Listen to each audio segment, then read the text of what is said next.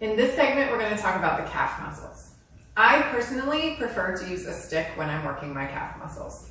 You can absolutely use a foam roller, and I will give you an example of that in a moment, but a stick is much more maneuverable and the calf muscles are a pretty small body part, so it's a little easier to get into them with a stick.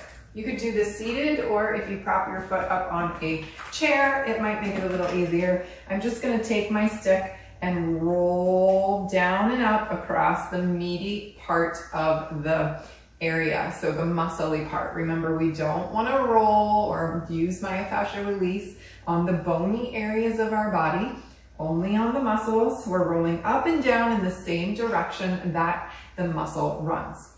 Now, with the stick, it's a little bit harder.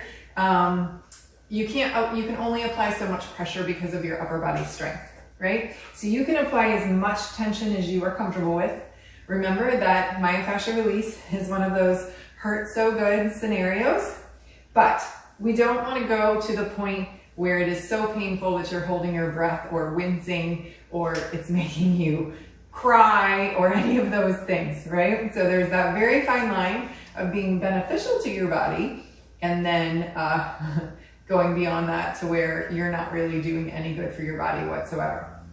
And so a little bit of discomfort is good.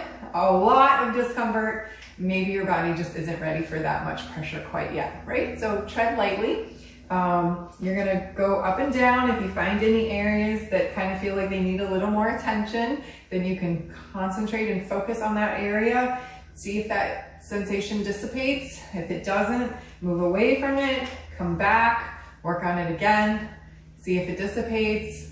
And you should feel a little bit better by the end of the session there. But if it doesn't, then just know it's something that you might have to work on again tomorrow, right? So it's just a time in progress. Like I have a little knot that I'm feeling right here in my calf. I'm kind of focusing on it and then I come away from it. I come back, I focus on it some more, and it's already starting to feel a little bit better, but I do notice that it's still there. All right, so that is the calf muscle with your stick. Using a foam roller, it's a little more challenging because you're gonna have to hold your body weight. Okay, so on the floor, you're gonna push the foam roller to the side a little bit. You're gonna use your arms and your other leg to hold you up. So you're gonna lift up, and then you would be rolling that foam roller up and down the calf muscle the same way we just did with the stick.